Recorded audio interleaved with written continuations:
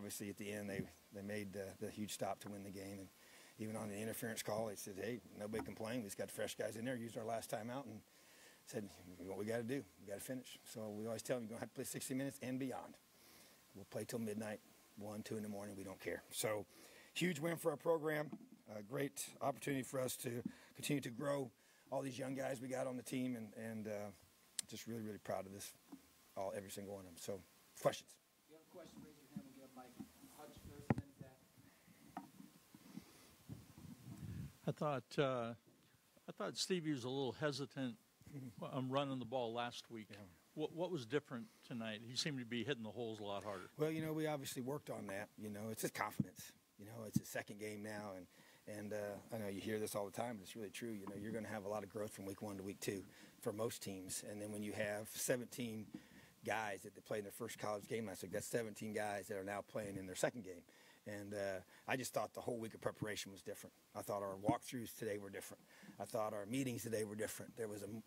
We do a thing defensively where we call it red break swarm and watch film, and just the way they make checks, and they had a different air about them, and they're just more confident. And I think Stevie Scott, same thing. He just ran with confidence, and he's a big boy now, and he's just naturally very strong. He has really good patience and vision. I noticed that right away in fall camp. I knew this kid was going to be special. Just didn't know, when he was going to get his shot, and obviously due to injuries and situations we have right now, he got it early, and he's taking advantage of it. So I think he's going to be a pretty special one. Yeah. It's sort of one of those intangible questions, but I know you weren't happy with the defensive performance last week, felt good about a number of things on offense. I imagine no second half points this week will probably bother you a little bit, but the defensive performance, you just feel like maybe this team is synced up in a good way right now, offense to defense, maybe even special teams to a degree? I do. I think, like you said, you mentioned some things that we have to address, and very, not happy at all by not scoring any points in the second half. We had a chance to put them away, I thought, with a couple of those drives, but we didn't, but they got a good football team too, and then special teams, got a couple blocks there on the field goals, which were disappointing, and the conditions were, they're a variable, I get that, but still, it's no excuse. But then the defense responded, I'm so proud of that defense. I'm telling you. I take a lot of pride in that. There's no question. And I was really not happy with last week at all. And I know I said that, but I really was really upset, because I just felt like we were better than we showed. And so, and I think we are. But it doesn't matter what I think. It matters what we do on the field and how we play. So they responded. Their coaches responded. And I got after them pretty good, because I just feel like that, you got to play great defense when you want to win games. And so today was a prime example of that. I tell you what, that quarterback he's special now in terms of athletically, and he is hard to tackle, and he's a big man, and he's got a different gear. So I stayed up a lot of late nights worrying about that guy, and so just really, and even number one, I thought he ran the ball so hard last week, and I was concerned about us tackling him as young as we are. And he's 225 pounds. He's really strong, and he's a senior. And we've got guys that are true freshmen out there trying to tackle him. 4 years age, sometimes 5 years difference in age. So just really feel like that those guys responded, and we got a chance to become a complete football team. When both sides of the ball put it all together on the same night, and special teams does their deal, and we play a lot of guys, and I've said that all along. It's going to be our key to success, and just keep our guys fresh and just keep bringing them. Mike. You mentioned the special teams. So just anything in the moment that you can kind of diagnose what went wrong on those two plays there? Well, the first one, we had a mistake up front with one of our guys. He didn't step down like he was supposed to. And the second one, the timing was too slow and the kick was low. So I felt like it was, the snap because of the wet ball and getting it down. So it was just too long in our timing of it, our processing we call it, and then the kick was low.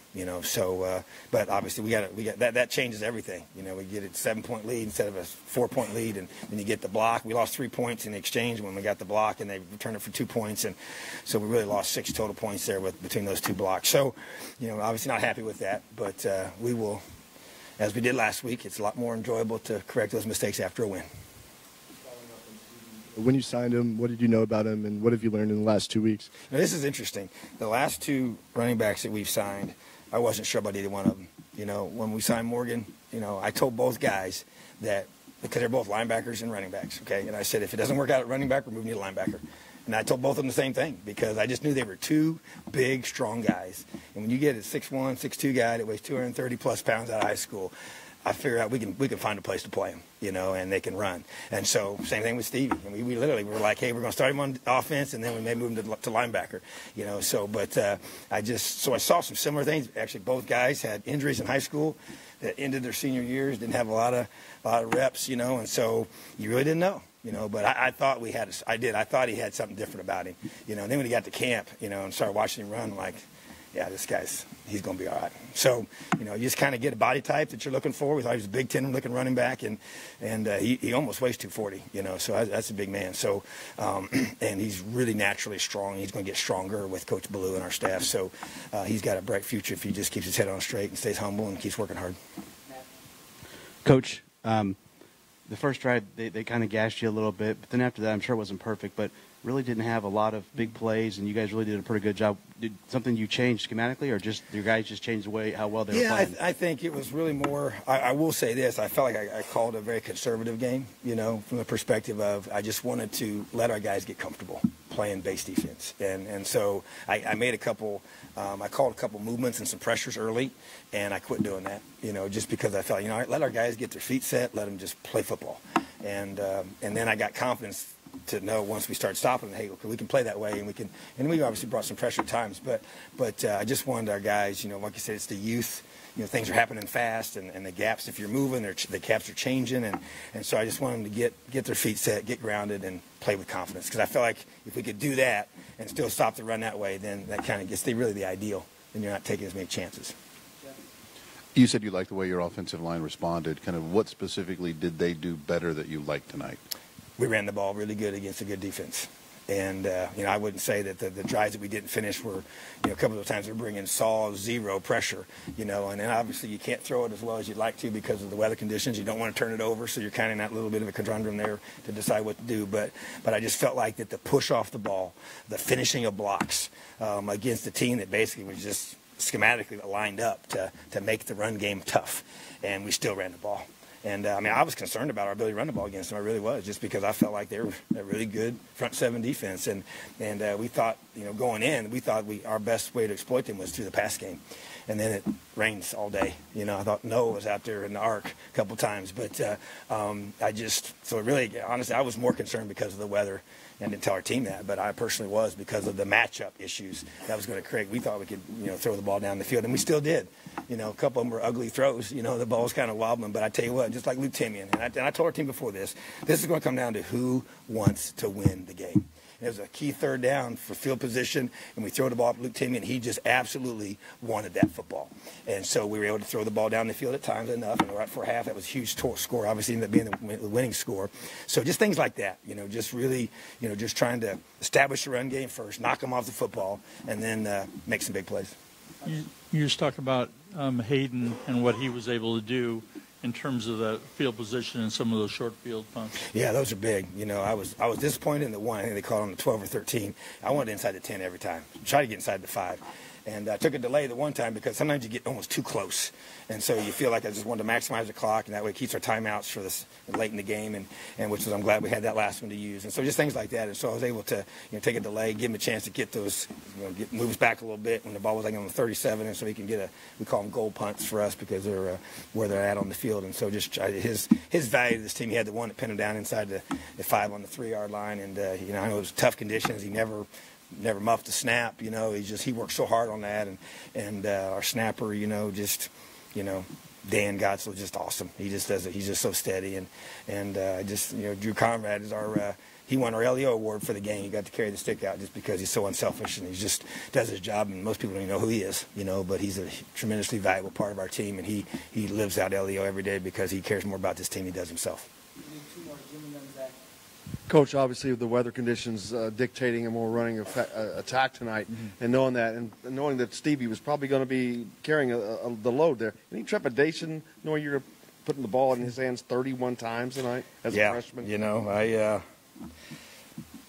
got to believe in him, and you got to let him go. And the bottom line is you grow up really fast when you're forced to, and he's our biggest, strongest back, and I tell you what, though, he's got huge hands, and he's really strong.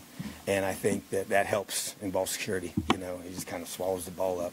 And I just think that, I think it was a little bit unnerving for me because he is a true freshman and he is green. But I think we saw a guy grow up tonight in front of all of us, and I'm really proud of him. And the O-line made it all happen. Forgive me if I'm wrong on this, but it felt like Raekwon spent a lot of time kind of shadowing Perkins. I don't know if that was by design or just by call, but just how big was he tonight? I know he's a guy that had a really good spring and hasn't played a ton through his career, but is a guy that you've talked about leaning on defensively. Really proud of that young man. I tell you what, he stepped up because I got on him a year ago. I mean, I felt like that, Tigre had to play so many snaps because he didn't rise up and he didn't put himself in position for me to trust him to play.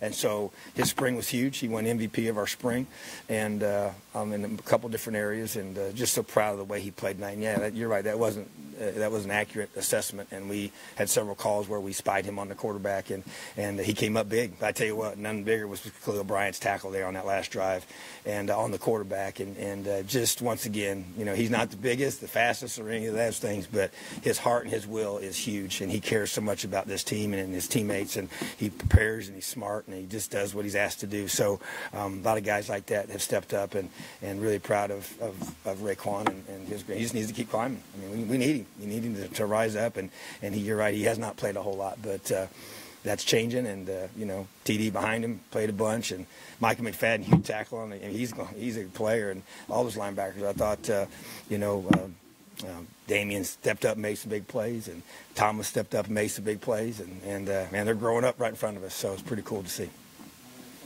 Awesome. Elio.